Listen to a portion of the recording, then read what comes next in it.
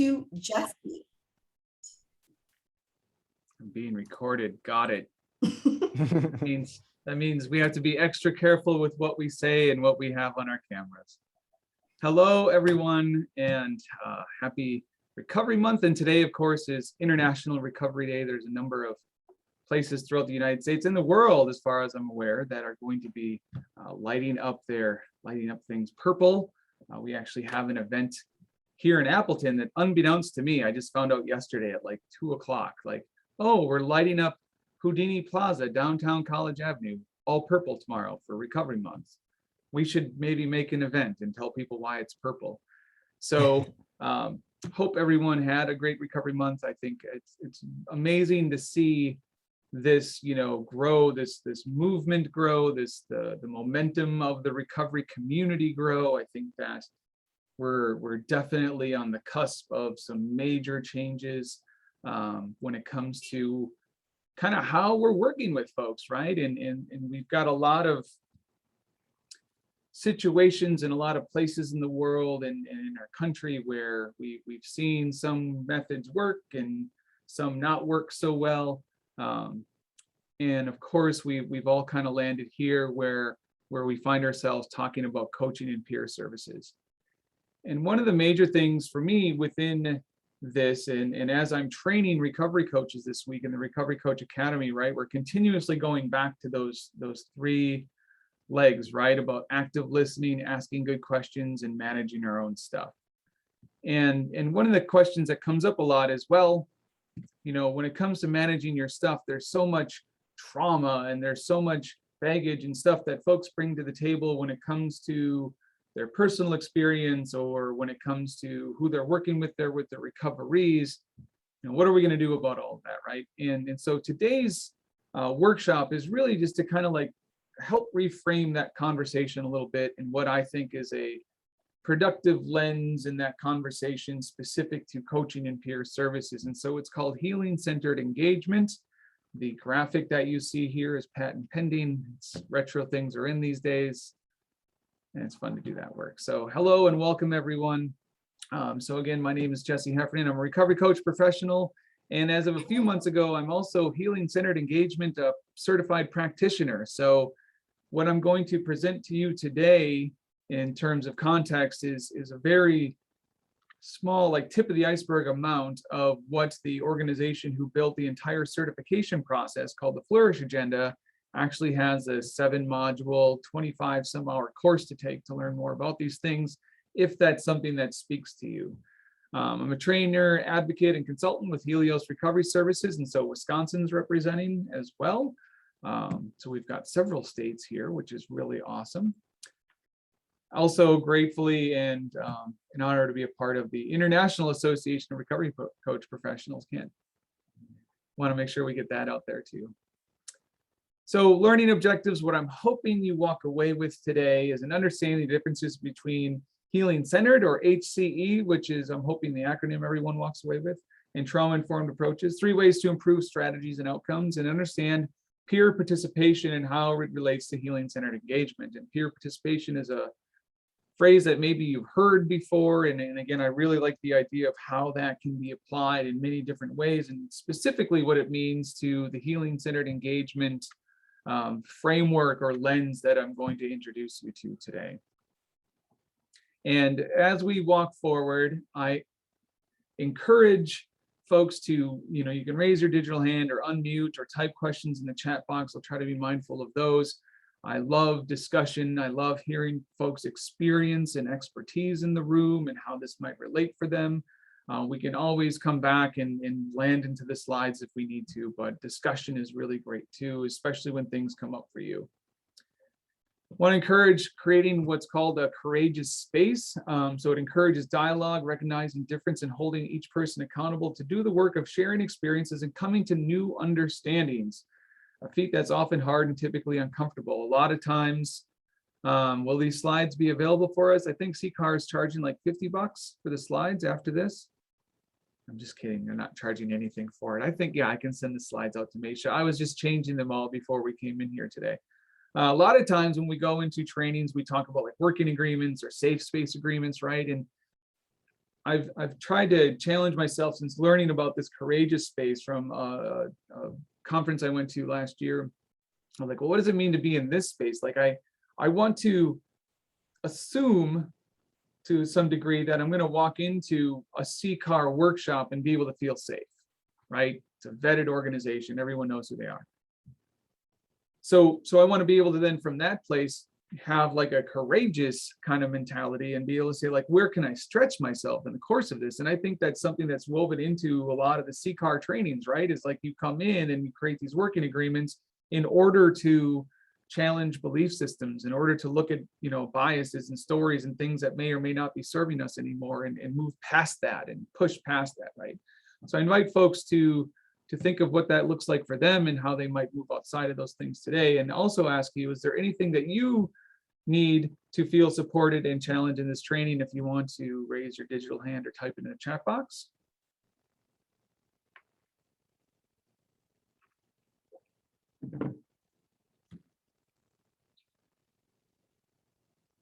Hearing none. All right, we'll continue to move on. And if there's something that you need as we move forward, feel free to let us know. So trauma-informed care, TIC, right? It's been the buzzword for 10, 15 years now. Who's familiar with this term? And my next question is, are peers and coaches trauma-informed, and how do you know? So this is a question out to everyone. Feel free to raise your hand or type in the chat box. Are coaches and peers trauma-informed?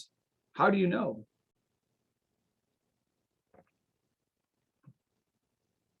Anyone like to try?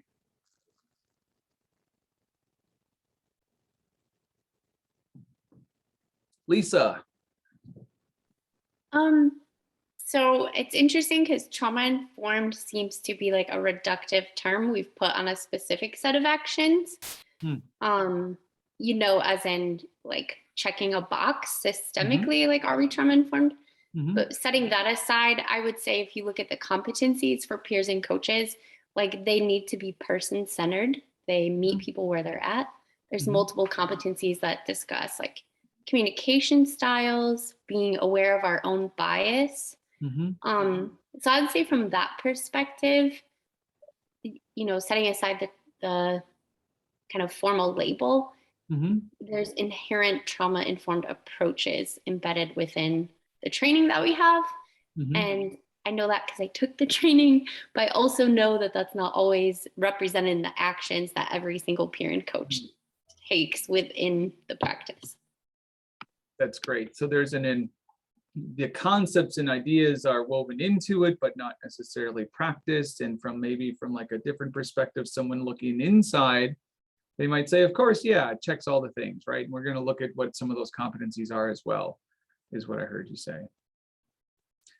Other thoughts? What comes up for folks? Are you familiar with trauma-informed care? Do you feel as a coach or peer that you are trauma-informed?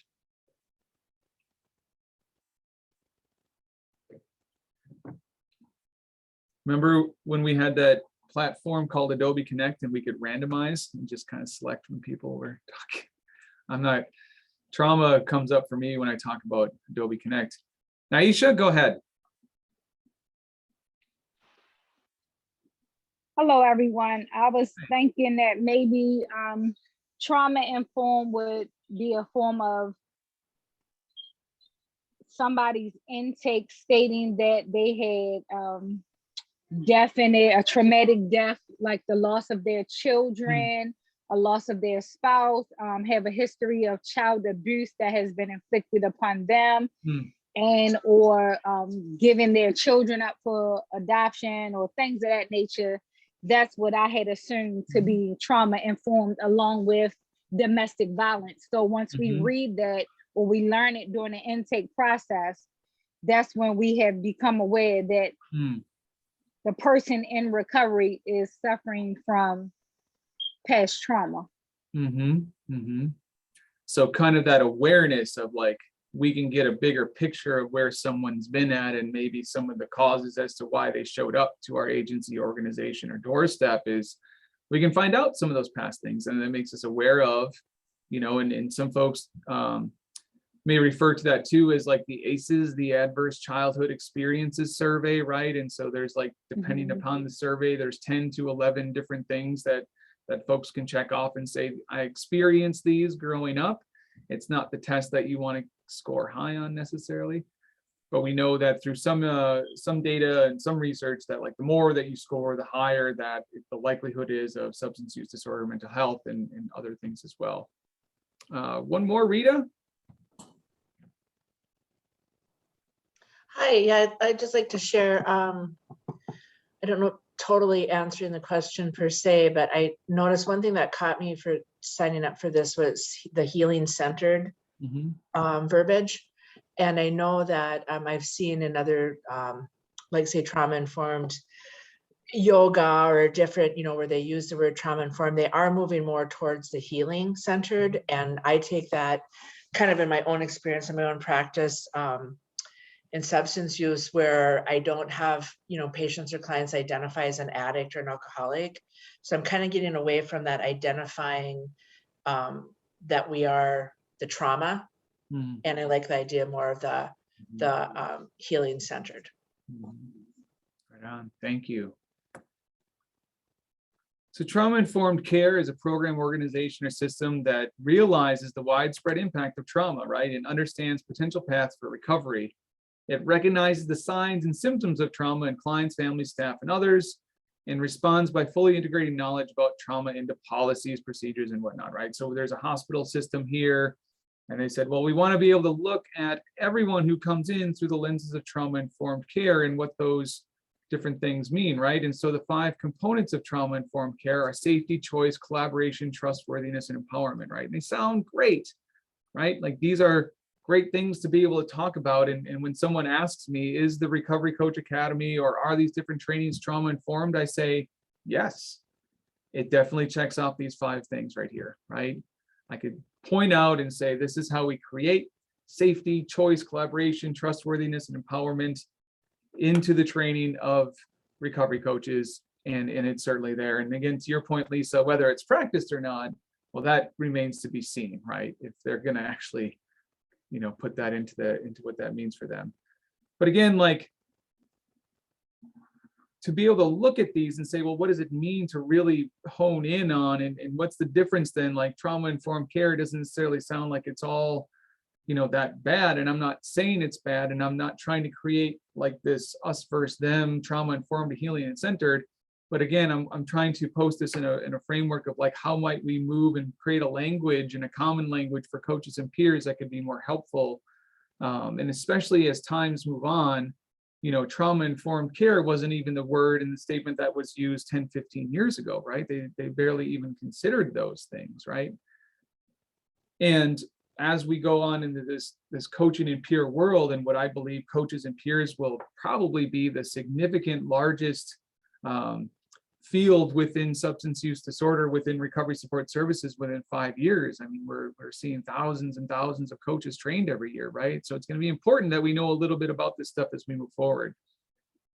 A large part of the content today was taken from the article, The Future of Healing, Shifting from Trauma-Informed Care to Healing-Centered Engagement by Dr. Shawn Ginwright, the Executive Director of the Flourish Agenda. And the pieces that I'm going to introduce here are somewhat incorporated into the training that they do too. But I think that, again, we can just take enough out of these that we'll be able to apply them to what our work as recovery coaches. When I first read this article, it was sent to me, I think it was Brent Canode over in Portland. He sent this, or he posted it. And it had felt like I experienced this whole shift just in all the practice. I'm like, finally, like a word or a phrase that really matches what I think we're doing as coaches and peers, right? It just resonated on so many different levels, and kind of caused me to, again, reevaluate, like, how is the language I'm putting out there and approaching these different things, specifically in the recovery field, how am I going about it, and from what framework and viewpoint am I going about that, right? So Dr. Ginwright lives in Oakland, California, works primarily with inner city Black youth, and has a lot of summer camps and does a lot of work through the campuses through there. And, this came from working with youth. This came from talking about those experiences that young people had in inner city Oakland and what it looked like to help transform communities, not just individuals, through this process called healing-centered engagement. So I think there's a lot, we're borrowing from, if you will, and giving all the credit due that it needs to in the work that they're doing in Oakland, and saying this lens can apply to the recovery field as well, recovery support services. So trauma-informed care runs the risk of focusing on the treatment of pathology rather than fostering well-being. And where might have you heard that statement before in the Recovery Coach Academy? What does that sound like to you?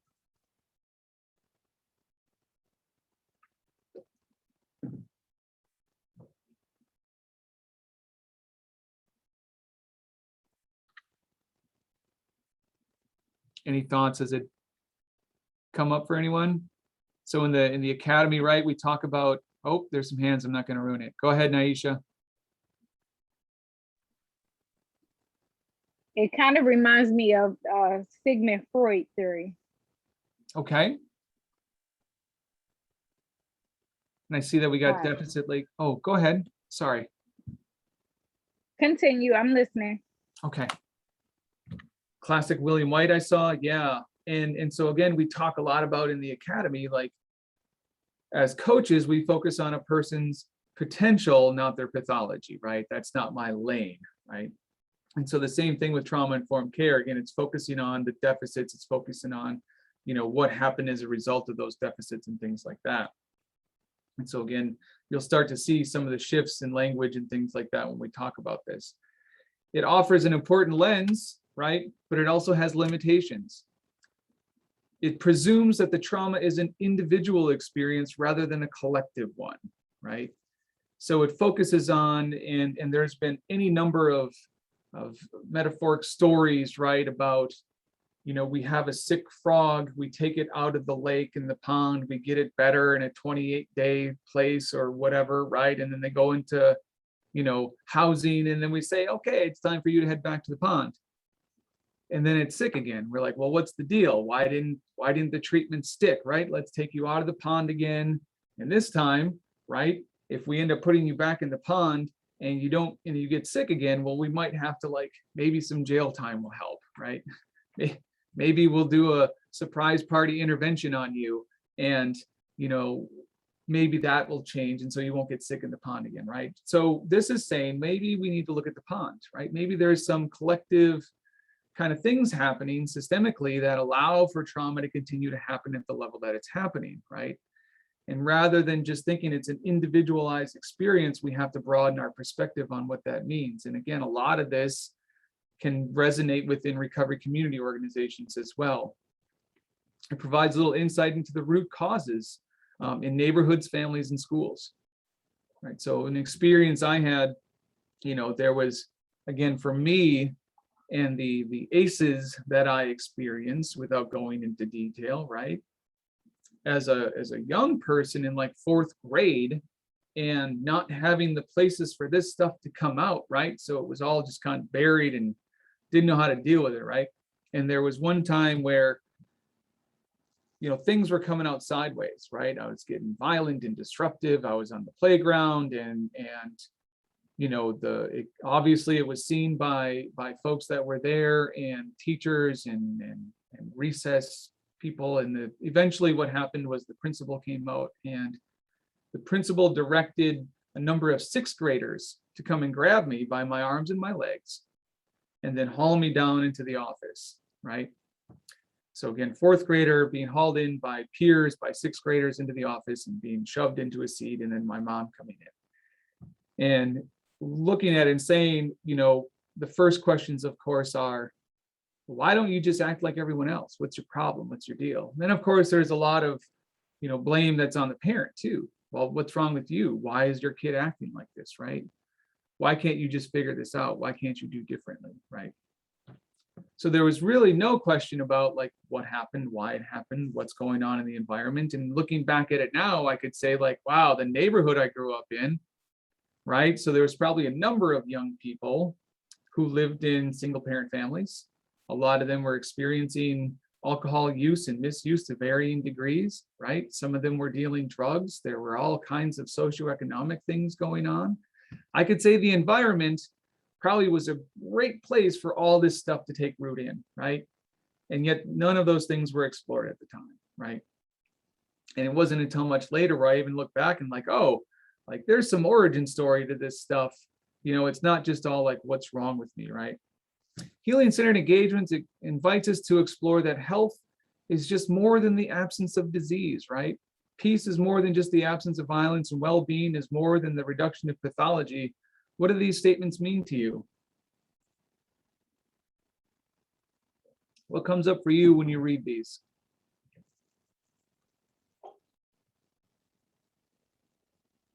Everything is soil within, yep.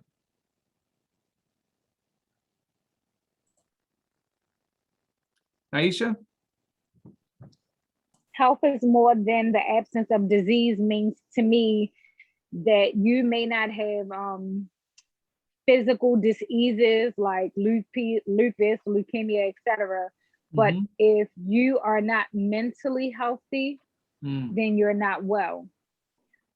Peace is more than the absence of violence. It doesn't mean that you are physically fighting with someone, but you could be at war within yourself. And well-being is more than the reduction of pathology means to me that I'm at a place of not just completion, but at a place of internal peace. Like I have consciousness of the decisions that I've made. I've made peace with the informalities of my past, and I've moved forward with growth. Right on. Thank you so much. Let's see, Brian? Yeah. I think, when I think of health as more in the absence of disease, I'm kind of putting these things in terms of recovery. It's health is more the absence of disease. Like I can be sober, but like if I'm not doing anything to, be well in that sobriety, then I'm just kind of stuck. Peace is more in the absence of violence. Again, it's things can be peaceful in life, but to me, it's also about, what are you doing about that peace? Are you spreading that around you? Well-being is more the reduction of pathology. Yeah, again, I mean, just it's that step of, okay, I'm being well, but what can I do to again, to spread that around? Yeah. And I'd say maybe a fourth one could be like healing is more than just the absence of trauma currently going on too, right? And so I've experienced and heard folks thinking like, well, 180 from the bad thing is the good thing, right? But the thing with that mentality is that like it's still a cycle, right? There's still a us and them. There's still a cyclical approach to that, right? And one of the things I've learned about recovery is that it's about breaking cycles. It's about doing something maybe different than what's even in that cycle, right? So it's not always the opposite of or just completely changing it, but it's having to completely rewrite, like the entire framework and be like, oh, let's look at this new and how we might approach these things, right? And I think that's in large part what we do within coaching and recovery support services is we start to change, right? Then and get outside of the cycles, right? One of my favorite moments at a CCAR conference was seeing William White. He shows up there once in a while because they bring the conference to him. He got up on stage and he talked about how a lot of times like treatments become like their own industrial complex, right? They run off of recidivism and relapse, right? And he said, if you took 50% of the funding that went into treatment specifically and moved it into recovery support services, you'd see a 60% reduction in the folks that need treatment, right? And it was always like, I'm like, okay, like I think I can see that. I think I get that. And it really wasn't until I was talking with a friend of mine and I was trying to really understand why there was this resistance towards recovery support services and peer services for the longest time, especially from the treatment community. And I know this is broad sweeping statements, and I know there's a lot of alliances and relationships with treatments right now. But here, where I live, it took a little bit, right? And he had said to me, this friend of mine, he's like, well, if I had a coach or a peer is it possible that I may not have to go into treatment? I said, well, yeah, I mean, that'd be a great scenario, right? Like, I mean, someone not have to disrupt their whole life. And he's like, so you're saying like you're going to take away kind of like some profit from someplace if they go and engage in peer services? And I said, I don't want to think about it like that, but it's a possibility, right? So again, when we start looking at how cycles exist and we start looking at these things through healing-centered lenses, it might be disruptive, right? It expands how we think about responses to trauma and offers a more holistic approach involving culture, spirituality, civic action, and collective healing. And again, I think this resonates with what I've seen, especially in Recovery Month and recovery support services and how these things have been happening, right? It views trauma not simply as an isolated experience, but highlights the way in which trauma and healing are experienced collectively. Thoughts, comments on this or the last one?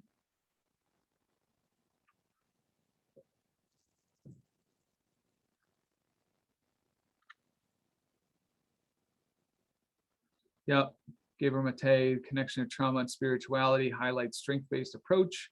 Yeah, can't undo the past, but we can see how it may contribute to a pathway of healing. Yeah.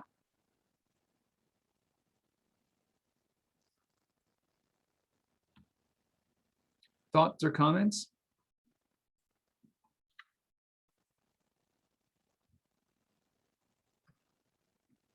See, Mesha, this is what I was talking about. Here we are. Well, I'll say something, Jess. Go ahead. Welcome, Ruth.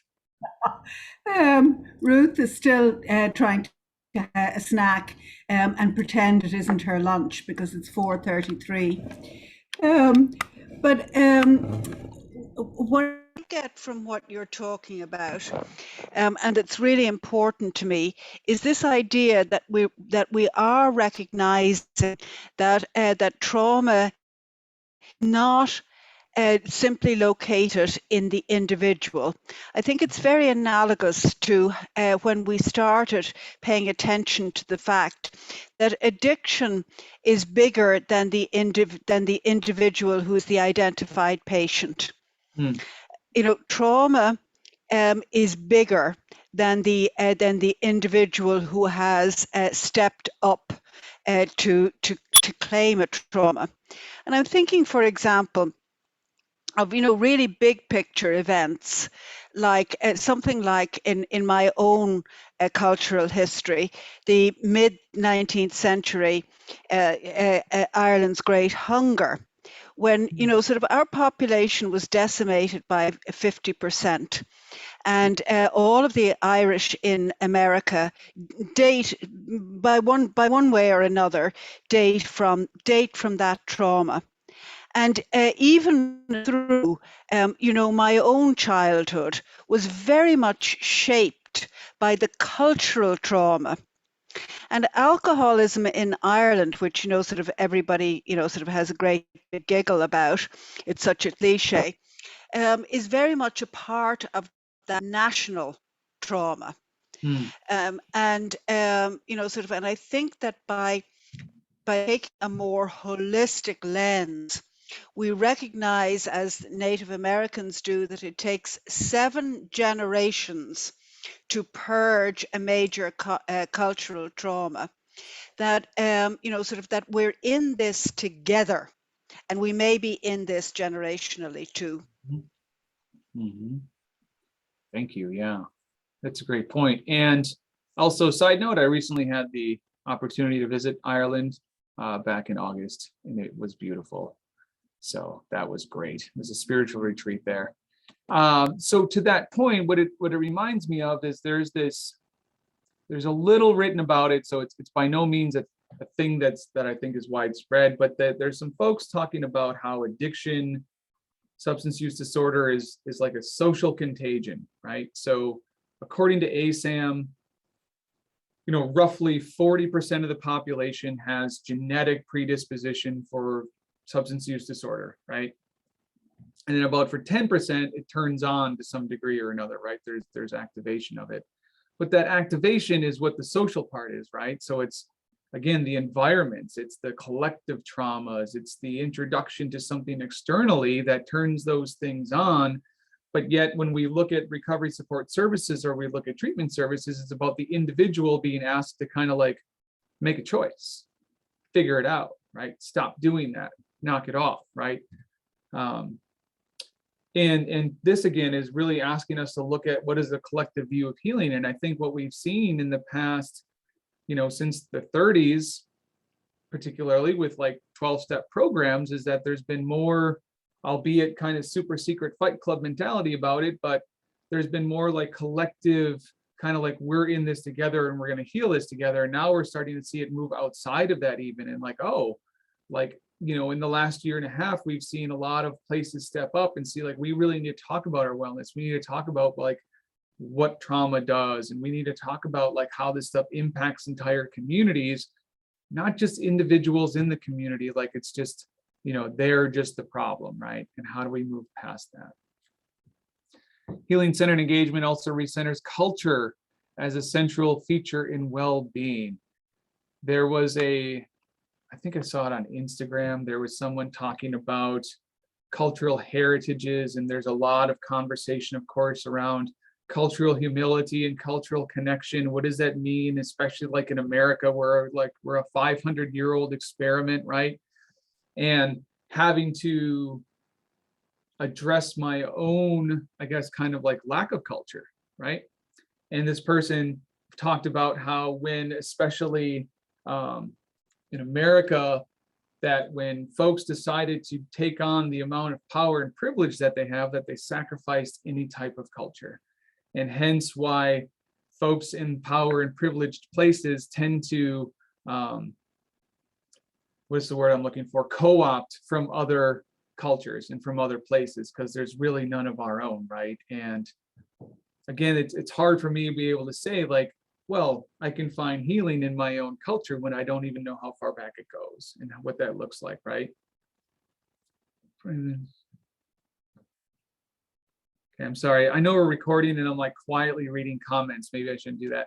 So finding culture is also another important aspect of this, right? And what that means for connection and different things like that, and expanding the views of, cultural connection and cultural humility and awareness can be just as vital in someone's healing process. And oftentimes the first thing they're exposed to is a culture of healing through the lens of recovery, right? Whether it be through treatment, recovery support organizations, or through 12-step, or through, some mutual aid group. That's usually the first kind of connection in which folks start experiencing those things. And when it comes to the folks that we meet with, right? And I know there's a lot of folks that have natural based recovery where they just, are able to, move through that on their own as well. So this is where we start to, again, differentiate from trauma-informed care. Now, was it amazing and a great groundbreaking aspect that when trauma-informed care came along and said, well, we need to move from like what's wrong with you to what happened to you, right? It opened up a lot of worldview. It happened to, really change the perspective of like why folks are doing the things that they do. And they were able to start identifying maybe some of those causes, right? But again, it's still, the question is like, well, what happened to you, right? It's still that vacuum kind of perspective of things. And again, it wasn't about, well, what do we need to address and look at in the larger collective of where you came from? It was what happened to you. Trauma-informed care moves past that and says, well, what's right with you? It exposes agents as people are creations in their own well-being. And so a good example of this for me was I was presenting on LGBTQI plus communities and addiction for providers at a mental health and substance use conference in Michigan. And I managed, this was like a few years ago, and I managed to sneak in some healing-centered engagement language, just like 4 or 5 slides, right? Just to see how it was going to go over with the crowd. And one of these things was talking about, well, what's right with you?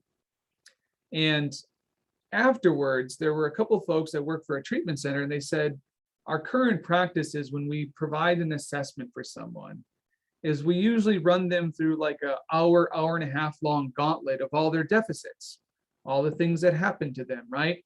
all this stuff, all the storm of horrible stuff in their life. And at the end, we'll say, well, tell us some good things about yourself. And they would expect then that someone's going to be able to come up with something like, oh, I really like this about me, after they just ran through all this stuff, right? And they said from that point, what they want to do is they're going to start with what's right with someone. They're going to start with a strengths assessment. They're going to start with looking at, what's going well with the person. And then from there, rather than providing this assessment as like, well, let's look at all the crap that got you here, they're going to say, well, let's look at all the things that may have hindered some of those strengths in your life.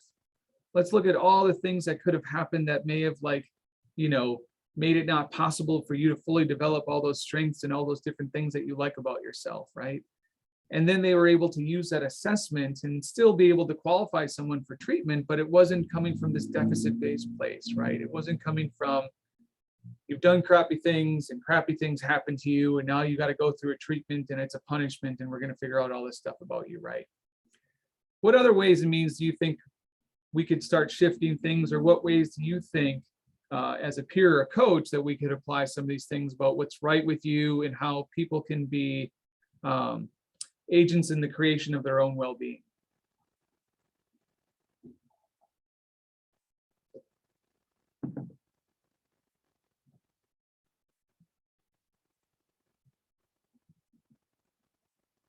Naisha?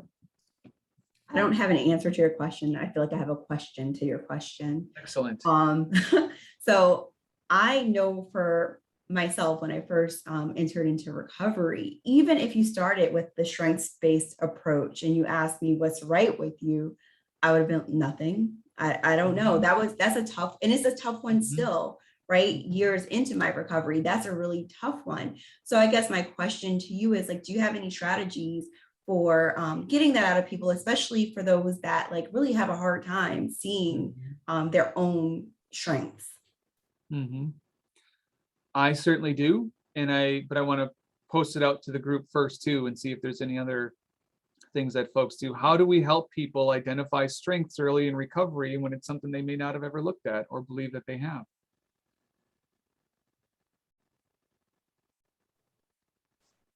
Aisha? I ask the persons in recovery that I encounter on a daily basis, what were you most happy doing prior to engaging? What are some of the things that brought you the most peace? Mm-hmm. And that right there can, sometimes they'll say, I enjoyed doing hair, or I enjoyed sewing, or I enjoyed being a housewife. Some women were actually registered nurses. Another individual had a fleet of trucks. She was an owner operator. So, those are the type of the things that the personal successes, some were family successes that show that they were really good at doing things prior to their involvement. Mm-hmm. Mm-hmm. Yeah, I like that questioning. What's brought you peace? What did you like? What were you good at? That's great. Thank you. Lisa?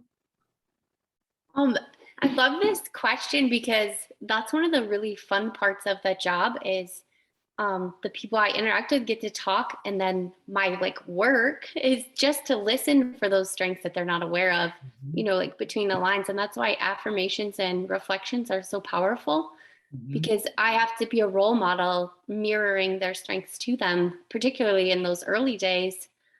And another strategy is just asking questions outside of recovery specific domains, because strengths are transferable, right? If I'm on time to my kid's soccer game, I'm probably on time to my appointments too. So I can point out strengths in those other areas and then apply them to their recovery life, knowing it's full circle. But then also if it's, a very low energy day, or they're not engaged, or it's the very first time I'm meeting them, it's as simple as, and I got this one from Keith Greer, so he gets all the benefit, just saying, well, you came here today. And that shows a lot of willingness or strength, or, you know, depending on what the context is. So those are, I guess, 3 different things. Yeah, thanks so much. Rita? I'd share that it was actually out of an assessment at an agency once. They would ask, what are your strengths and what are your weaknesses? And I had a client say once, well, aren't they the same? And so I often kind of like to, kind of share that, or that idea that some of our weaknesses or our deficits actually can be, is a positive. So, well, I'm trying to think of an example. Well, Say, tell me more about that. Yeah. Like if someone, a weakness would be, well, I'm just, too nice to people, I guess. Well, the strength of that is that you are nice, or I should have been a little bit more prepared. But it's it's kind of working with shadow side, where we have the positive and the negative, and they can both be good. So. What I hear is that everything has a positive intent, and that we can help the person find the positive intent, even in a behavior or something that they might view as a weakness or a character defect, right? And even times like when I've worked with recoveries, and they're like, well, I do this, right? And then they can backtrack a little bit and like, this is why I built that system, right? This is how that, and like, oh, so you really wanted, that was like a survival thing for you. That's great, right? Like you made it here, congratulations, right? No small feat, and again, I like that part 2 of skills are transferable, right? We've got Healing with their hand up. Healing, you're up. I'm not sure what your name is. It just says Healing. Oh, hi, sorry. And my camera was working. I don't know, as y'all saw the fuzzy, but thank you. Glad to be here. Sorry for my lateness. I've been trying to get in this meeting for a good length of time. But the first one of the things I just start with real simple is you talking to me now. Just something as simple as that. You talking to me right now. So if we're talking in that moment, sometimes people don't know how to advocate for themselves or things of that nature. But talking now, just talking to, just being able to talk to somebody. Some people just don't have that. And like you said, when the young lady said, just listening. But just hitting that right there has opened doors many times for myself and others. Something simple, just something simple, and that will grow to something else. Yeah. I like that, the growth. Like it's I've had the illusion in the past, like, well, growth has got to be this big, painful, changing metamorphosis that shifts everything in my life at once, right? And I think of, like, I've had recoveries who call me up and they're like, hey, I'm not ready to do this whole recovery thing, but I just want to get some clean needles today.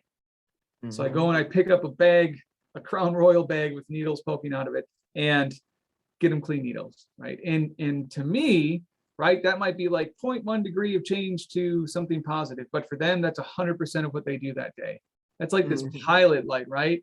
I can work with a pilot light. I can help them see that, like, we did this, so that skills transferable piece, right?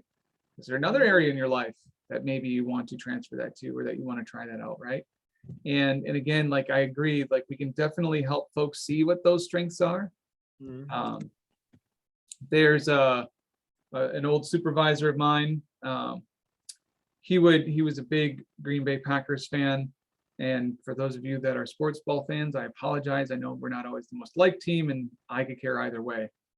But he would say one of the previous coaches, what they would do is, whether they won or lost a game, they would go back through each quarter and they would mark down every single time there was a completion, a first down, or something happened, right? And they called it stacking success. And so I even think about with our recoveries, like, it's not about, did you finish all the things to reach this goal, but tell me day by day, what are all the things that you did that we could stack success, right? You made it to your appointment on time, right? You got out of bed. Sometimes that's just difficult, right? And we can help them not necessarily just focus on that one piece, but like, here's what's right with you. Here's all the success that you had, even in 1 week, right? Things that we might take for granted, or other folks might take for granted, right? We can really help them come back to that present moment with seeing their strengths.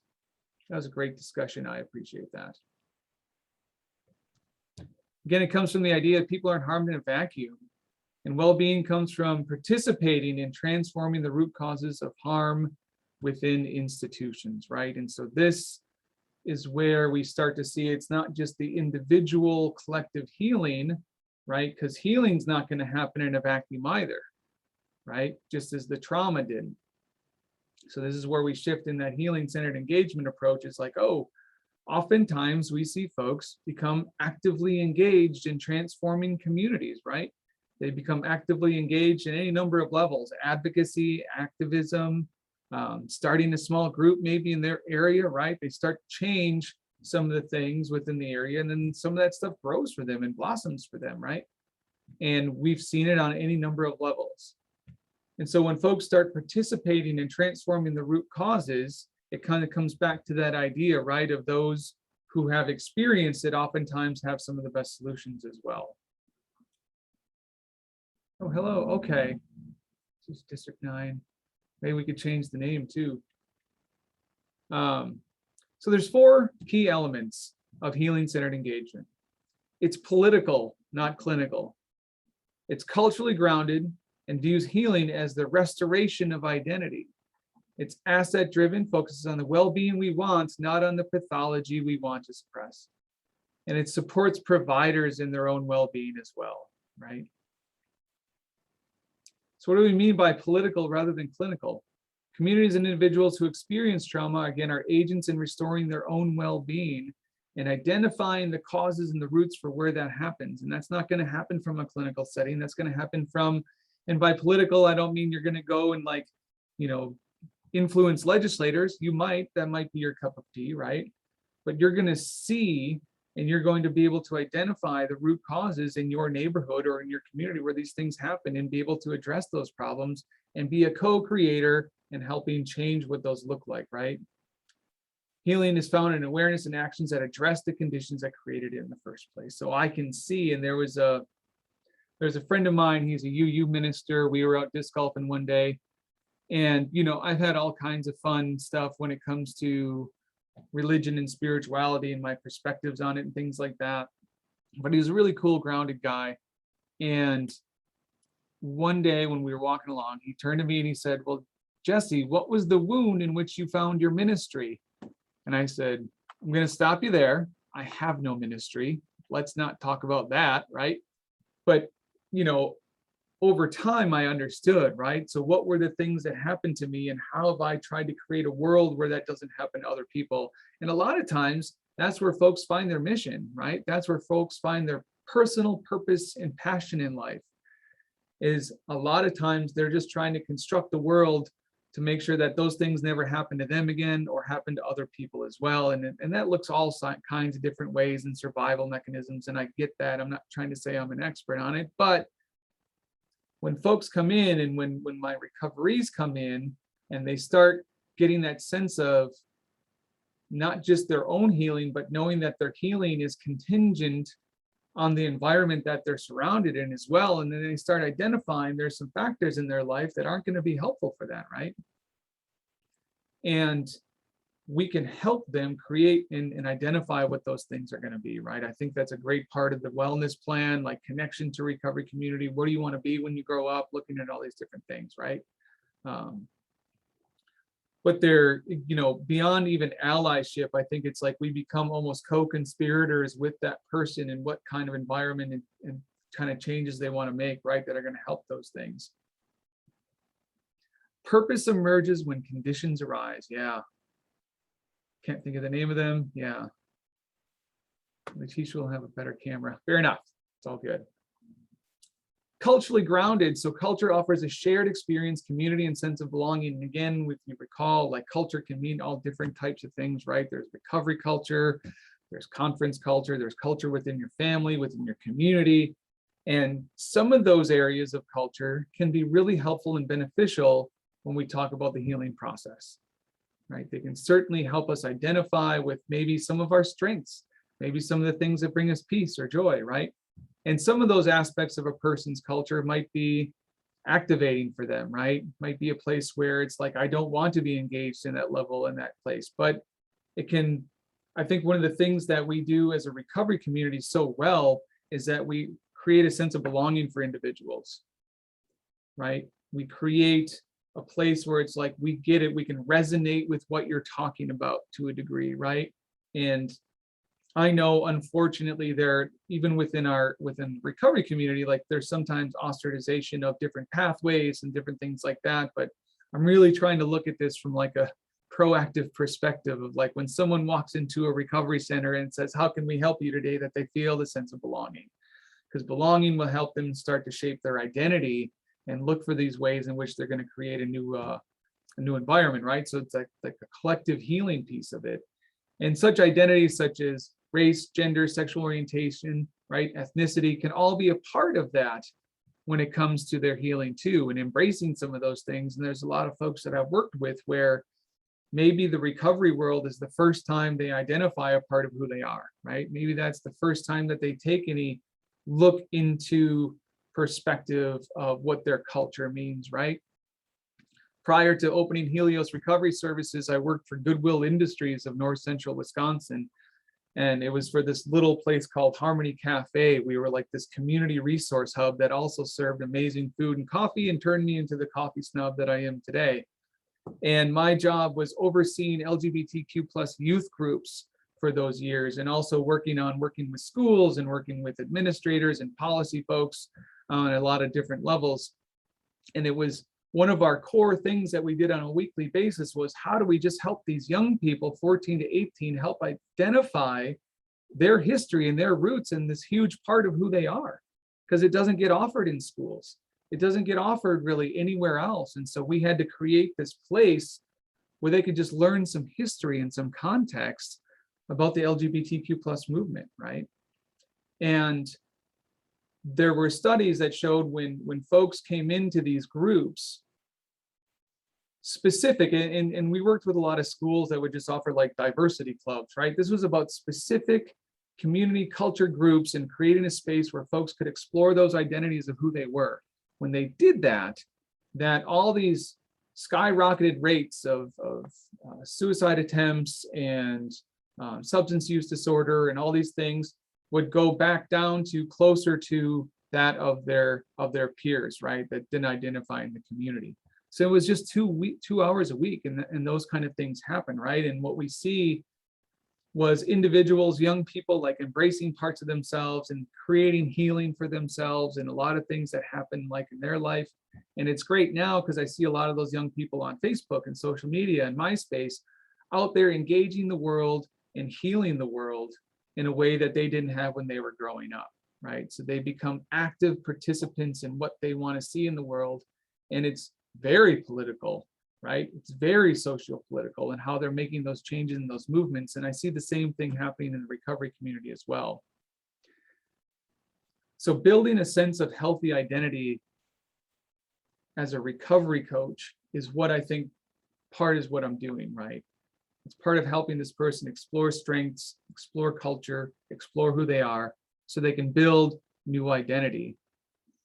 There's a book by William White. He talks about the 7 different aspects of like active substance use and an addiction culture, if you will, in kind of 7 areas of that, and then like 7 areas of recovery culture, right? And what are the things that are necessary to make almost like that full transformation into being immersed in recovery culture? And a lot of that has to do with like, what's the environments and who are the folks that are helping kind of steward that person from the old environment to the new environments, and what are the messages they're getting, right? And how are we really kind of holding that place for them as they make those changes? And sometimes it's not even about like, you have a question, comment? I saw your sorry. I got really excited because I think it was in the early 90s, this book came out by Paul Tough, How Children Succeed, Grit, Curiosity, and a Hidden Power of Character, or something like that. So it talks about this same thing before trauma-informed care was a thing, but from a scientific perspective. And they did a study where they used rats, but they were exposed to traumatic experiences, and they tracked their hormones and like the hormonal response, blah blah blah.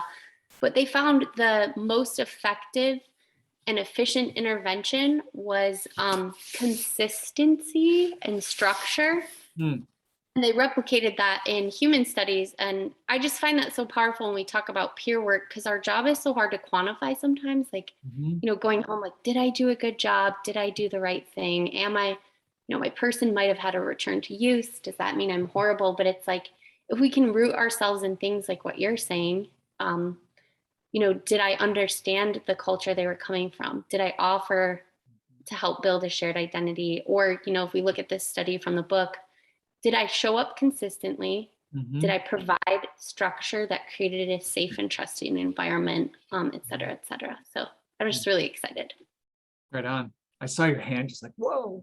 And it also speaks to that point too, like the consistency is like, we know those are also identified resiliency factors in prevention work, right? So when young people, at certain ages, like when they identify a healthy adult role model, that we know that it creates all kinds of things for them to be able to have better resiliency and things like that throughout the course of their lifetime as well. And so I think we're also considered like agents of resiliency to be able to be a part of building structure and routine and consistency in that person's life as we move forward with them. And to one of your points earlier, Meisha, about like strength-based assessments, and what I'm really happy to see is more agencies and organizations and treatments moving away from like abstinence-based only models and looking at a person's quality of life or recovery capital, right? And knowing that it's those things, and it's not a person's recovery capital in comparison to someone else, but in their own sense, right? And when I do consulting work and when I talk to agencies and they're like, well, how are we going to measure if this program's effective or not? And I said, well, maybe we look at their capital, right? Maybe we look at the effectiveness, not through a pass-fail system, but you're going to know if your program's being effective by how the person grows and how they navigate the community and how the amount of resources that you're getting them connected with, and not just like throwing a pamphlet at them, but are you walking with them to those resources and providing them that sense of structure and safety that they need, right? And that goes on then to when an organization's challenged to look at quality of life in recovery capital versus abstinence only, then they have to engage, right, in broader community systems and look at how these different things are happening for them. Asset driven, so focuses on the well-being we want rather than the symptoms we want to suppress. And so I remember pretty clearly in my recovery early on that a lot of the way that I understood recovery in somewhat of this, like, so I grew up evangelical, and so dogma is nothing new to me, right? And kind of like, changing behaviors out of fear of what might happen. And so I understood recovery as like, this is me pushing away from my last use. This is me pushing away out of fear from the things that happened to me. And this is where I got to stay, right? And then at one point it shifted from, well, I'm no longer engaging in my recovery pathway out of fear, but out of gratitude. I'm pulling towards the things that I want rather than pushing away from the stuff that I no longer want to be. And that's a pretty significant shift, right? So I'm not just looking at the symptoms of these things. I'm looking at like, here's the well-being I want to be a part of. And we, again, as coaches can really offer that up for folks as well, right? Like it's, for me, being able to tell someone, like, I don't think the core of who you are is some addict junkie piece of crap, but at the core of who you are is someone and something that's, going to want to like live and thrive in the world. And let's start working from there. Let's look at your well-being. It shifts the way in which someone can enter the recovery space. It's asset driven. People are much more than the worst thing that happened to them.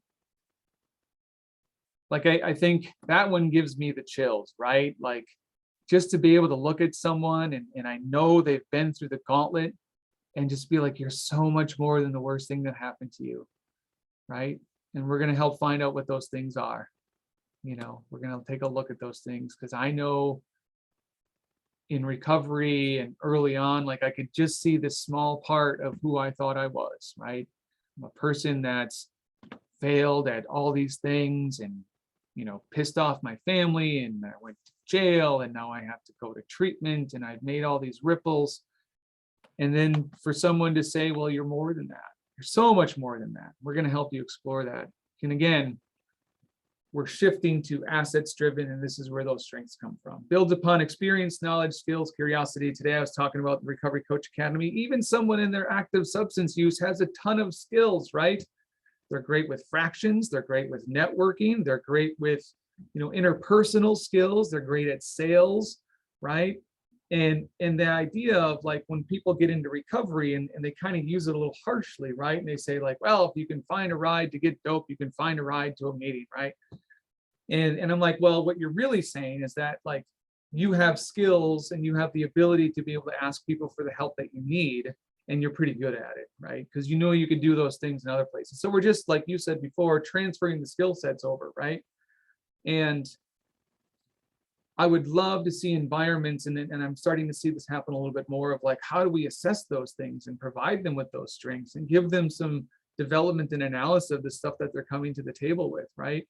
I think we can start to do some of those things, and that's where people start to plant some of those seeds as to what's going to turn into purpose, passion, and things like that, and realizing some of their talents. So I recently had the opportunity, like I said, to go and do a retreat in Ireland. It was amazing. It was incredible. I took 2 weeks off. I got to see Glenmalure Valley. I don't know if that means anything, but it was gorgeous, right? And it was a spiritual retreat that I went to, and it's a contemplative retreat. And prior to that, I couldn't tell you the time that I took off a lot of time just for myself, right? And I was able to identify probably about 4 years ago when some stuff happened, where I kind of put my head down and got into this mentality of, I need to get my business back going. I need to do whatever it takes to get my business back going. There were some folks that I had some values disagreements with, if you will, and I kind of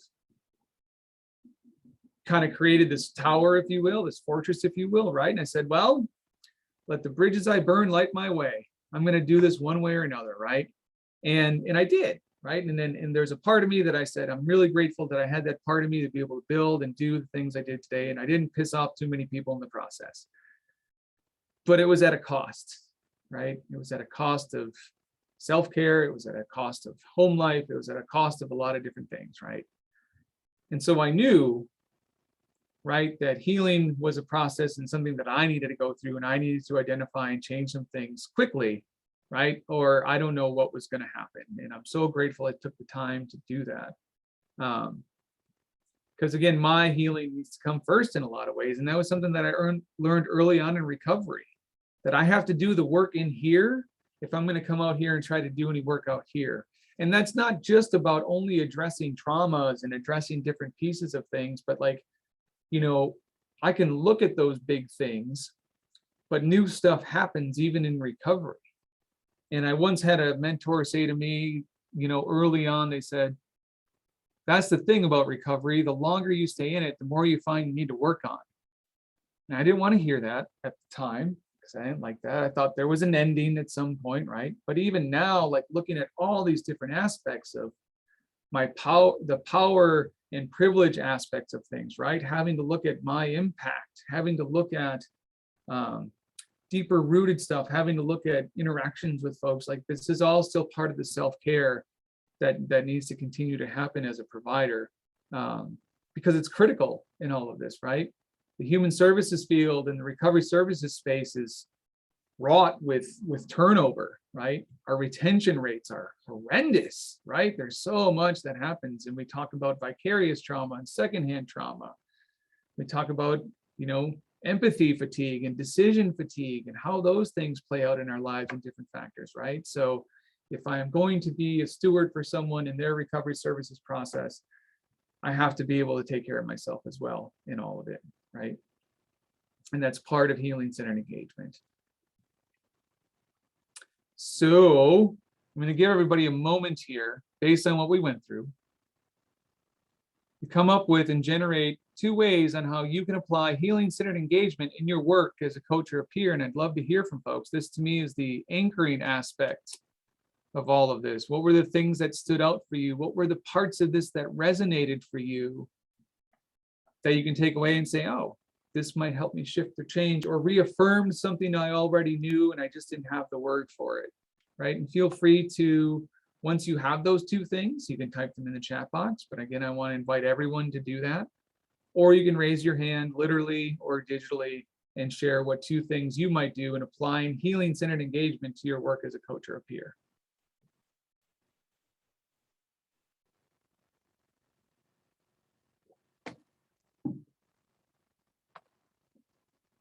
I'm going to take a look at the comments as well. We got a hand. Jason, go ahead. Hi, thanks. I'm sorry. I didn't know if I should speak or not. My internet connection is like really wonky today, but is it all right if, as opposed to answering this question right here or given two ways, I could share what resonated with me? Yeah, please do. So going back to, and I'm not going to word this right, going back to talking about, when the political slide that you showed, I think it was like the last bullet point at the bottom. And I don't know, something about creating an environment. Thank you. Healing is found in awareness and actions that address the conditions that created the trauma in the first place. I start thinking about like maybe, the trauma that, I've experienced is that's the way I approach my work. So I guess what I mean by that is like, I have trauma when it comes to like abandonment and things like that. So like, when I was working like, as a recovery coach and, supervising recovery coaches and all that and providing direct service, I was always like, I would never give up on anybody. I would overextend myself, like come in early, answer the phone when I'm not supposed to, stay late. Even like, brand new recovery coaches just getting into the field that wanted to learn, like I would come in on the weekends and just like, and I think like I started thinking about, is that because nobody else is helping them? So if they call me, I don't want to be like the people who abandoned me, so to speak, like in the past. So, I just thought it was like, oh, I'm just good at my job and I'm a good person and all that. But it just got me thinking, is that, I mean, it's a good thing, is that why I am the way I am or work the way I work? Or so that was one thing. And the other thing, supporting providers. I was just thinking about, used to work for a recovery center that, provided, clean syringes and whatnot. And, I remember, one time, recovery coach, used to be an IV heroin user. And he didn't even have the option of being able to say, no, I'm not, I'm uncomfortable with that. It was just like, told him like, that's a part of your job. Like, if you can't handle it, then maybe this is not for you. And I'm like, that's not right. I mean, how do you support somebody's recovery, and they're trying to help somebody else? It's just, it's not like they're the only, recovery coach or anybody that could provide those syringes in the building. It was just, you put somebody at risk like that and, in turn, it affects them. I mean, it affects them, and then in turn affects the recovery that's trying to get the service. So it's like from the top down, it's like everything just crumbles, and it's just, I don't know. So those are the two things that I thought about while, listening to you and reading the slides. Thank you. Yeah, there's an extended version of this where we talk about things called the trauma absences. And again, like we tend to focus on the 9 big ACEs, if you will, 10 or whatever. But then there's like other ones that are just kind of like there, and they're just present, right? And they weren't acute, but they were things like the abandonment and being chosen over and not being protected. Like, how does that continue to play out in our life? And do we sense that in other places in our life? And then how do we attempt to, either fight, flight, freeze, or fawn from all of it, right? And what does that look like? And do we just throw ourselves in or back out? And so what I appreciate in you saying that is like just the awareness of like, oh, is this a thing, right? And not adding a positive or negative connotation to it, rather than it's just data. I've just been presented with data, and that's might be a reason why these things come up for me, right? So I appreciate you sharing that. So you've got to allow others to be them. Don't walk their walk as I see it. I stop saying strong. I come from a strong or weak background. I know. Praise the effort of thought. Yeah. So again, there's just opportunities for us, yeah, to connect with folks on those different levels. It's great. What are some other thoughts or things that came up for folks in this that they want to share either via chat or if they want to raise their hand?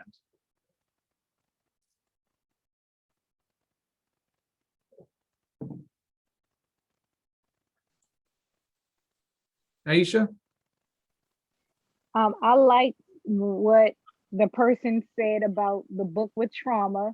I will be ordering that book this evening from Amazon. Also, I like what you said about let the bridges that I burn be the light. And what I took from that is, no, seriously, just because you're burning bridges doesn't mean you burn the bridge to destruction. Sometimes you can be burning bridges and severing ties with people who were not, who were a hindrance to your growth. So, you know, change is good. Yeah. Change isn't always bad. So I like that. And I also like the perspective someone stated about how abandonment, the young man that just spoke before me, we don't realize that abandonment doesn't always have to be from our parents or relationships. It could be abandonment issues from friendships. We could have formulated bonds early in our lives and we grew apart and we would never understand why I wasn't good enough to be this person's best friend, or why am I, you know, always alone, you know. And sometimes it makes us feel as if we're incapable of formulating lifelong bonds. Yeah, thank you. I like that way you put out there too. Like, yeah, like there's this rule for some reason, like, oh, we always have to be bridge builders, but like, would you build a bridge to like something that's super toxic and activating for you, right? Like, why? Like, there's no like I think we have to have like more than the permission to be like, I don't feel like I have to do that. It's not an obligation in this field, right? Not right. Yeah. Sometimes it's, oh, I'm sorry. Go ahead. Sometimes everything doesn't serve us as growth. You know, we can start over from experience. And we know what is beneficial and what isn't because we've already experienced it. Yes, thank you. Thanks for folks that are typing in there too. I don't want to be judged, diagnosed on the dark parts of my story. I want to be celebrated for the talents and skills that I bring. Yeah, I will heal through appreciation. Let me be loved until I can love myself. That's great. Thank you, Ruth. And for me, this healing-centered engagement is, in recovery in a lot of senses, is social justice, right? It's a social justice movement. It's very similar to other medical movements and other movements that have happened in our country. You know, back before we had the Disabilities Act, right? And access and things like that. I mean, folks weren't able to get into somewhere and have access to what other folks had, right? And a friend of mine who helped with a lot of that legislation to getting that law passed, he would talk about just like some of the arguments and the disruption that would happen, where like people were vehemently opposed to having to change their bathrooms or the way that folks get into places to be accessible for folks, right? Like they just were like, no, that's not going to happen. And then people had to go and like chain themselves, right, to buildings and, you know, block highways with wheelchairs, right, just to get noticed, just to make these changes. And the same thing happened with AIDS HIV movement too, right? And all of those medically focused kind of things eventually hit a tipping point where now we just see it as common practice for the most part of like, this is how we treat folks, right? This is how we address these things.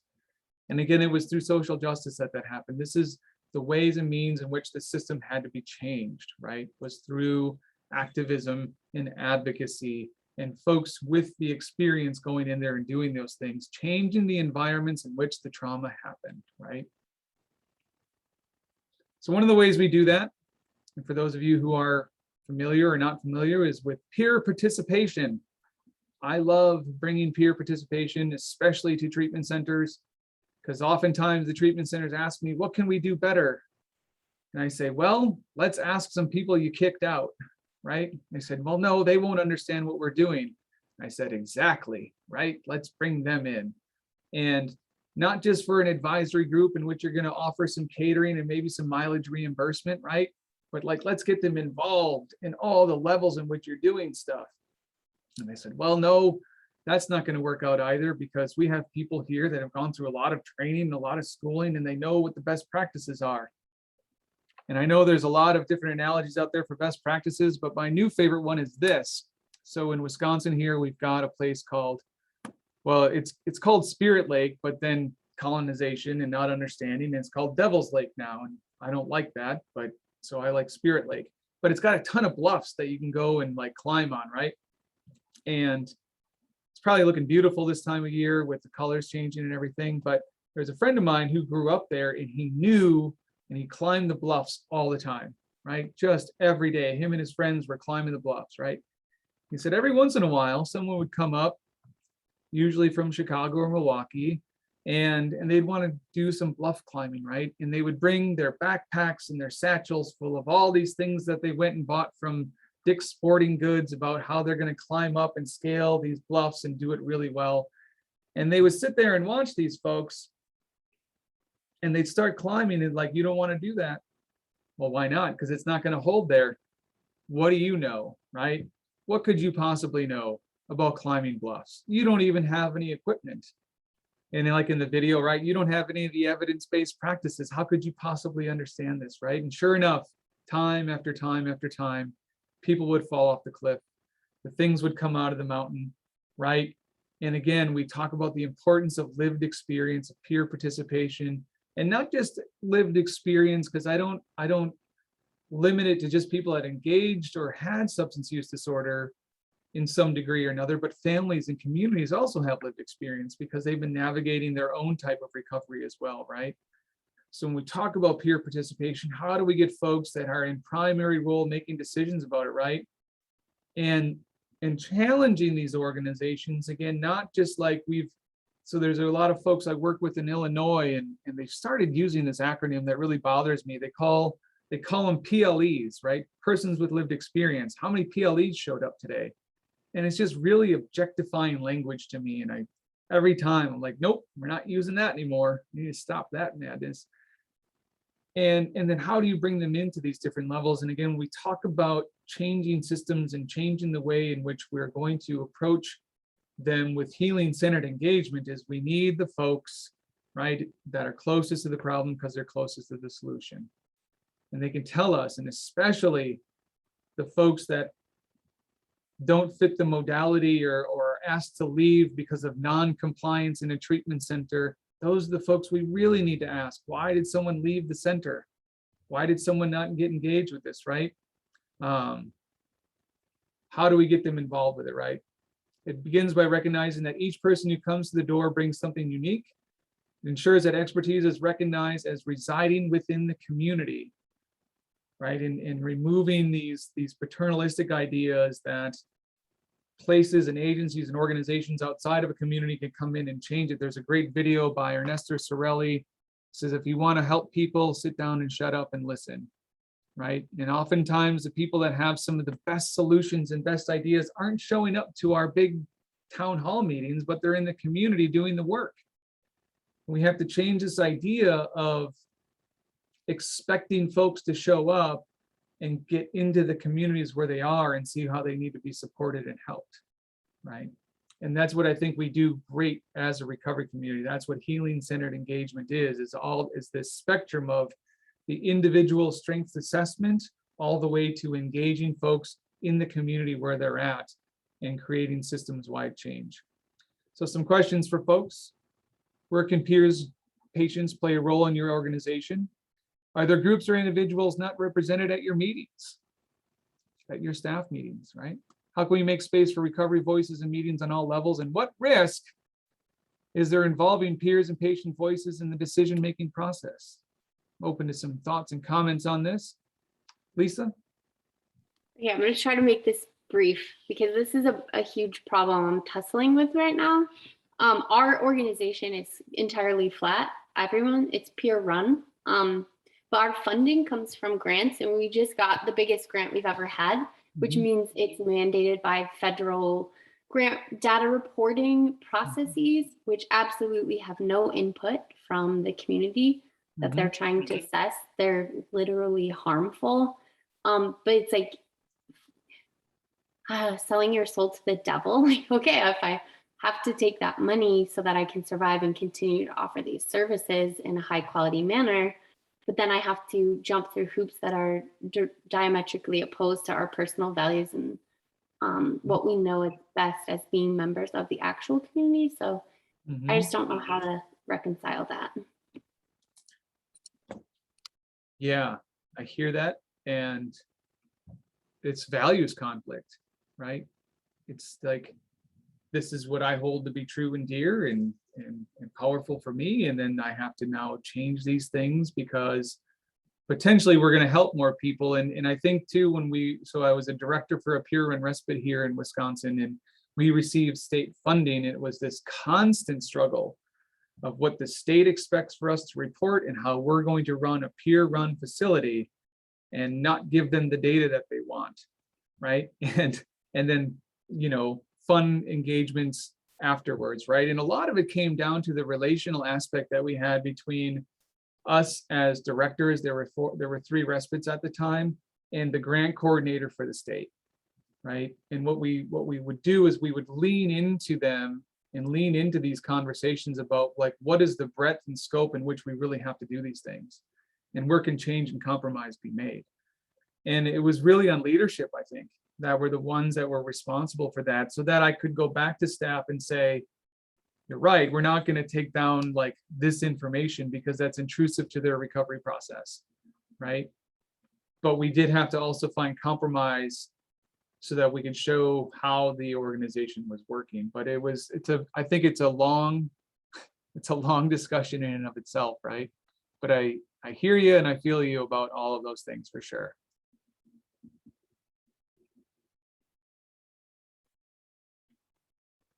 If only there was someone at SAMHSA with lived experience that could just change all these different grants and everything.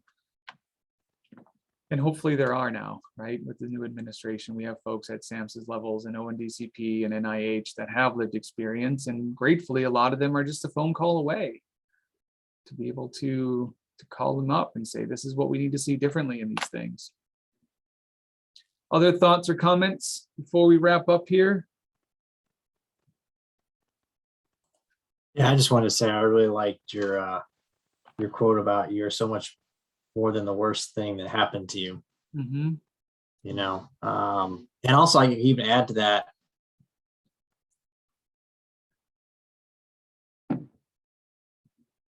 Did he freeze? Okay. They were harmful. Oh. I'm sorry, you froze for a moment there. Oh, yeah. So I was just saying, not only could you say you are so much more than the worst thing that happened to you, it could also be or the worst thing that you've done.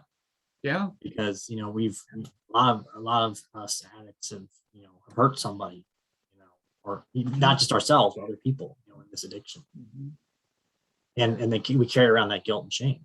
Yeah. The point is to offload that.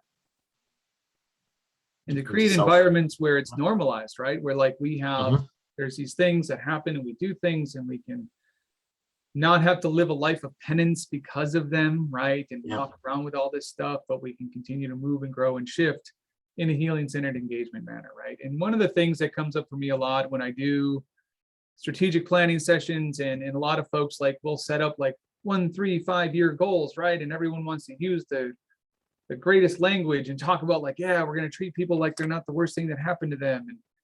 And oftentimes, we do these processes of identifying goals and outcomes, and then it just doesn't stick. 6 months later, like, we still haven't implemented it yet, right?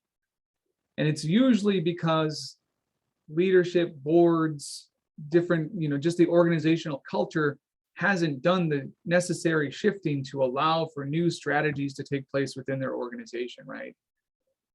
And for a group, for a system, for an organization to shift its entire culture, even to incorporating peer participation or healing-centered engagement lenses, sometimes requires them to admit or have to look at things that may have been harmful to people.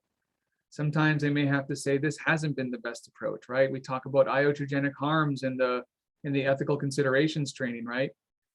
There's been harmful practices. There's been ways and means in which we've coerced and punished people out of their medical issues, and it has not done that well. And sometimes folks just have to admit those things, right? You can learn more about this healing-centered engagement from the Flourish Agenda. Great organization. There's my contact info and shameless plug for a conference that we're doing in November. He threw in a commercial. I work with a group called the Privilege Institute, and we've got some great speakers, recoverymore.com. You can learn more about it.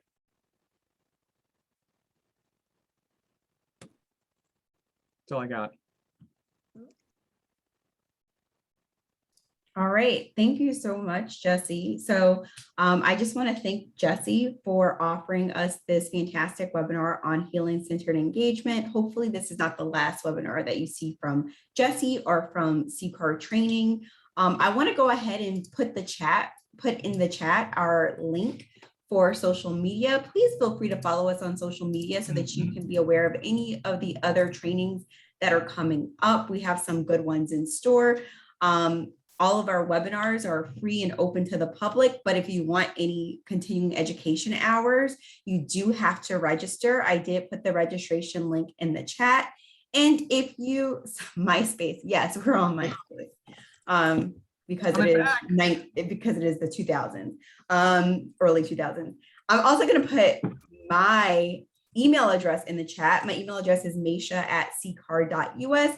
Just in case you have any questions, concerns, you're interested in something, you're interested in learning more about what we have to offer, or you're interested in getting on our mailing list. We send out newsletters once a month with everything that's going on. And we also send out announcements. So if you ever want to get on our mailing list, please feel free to contact me.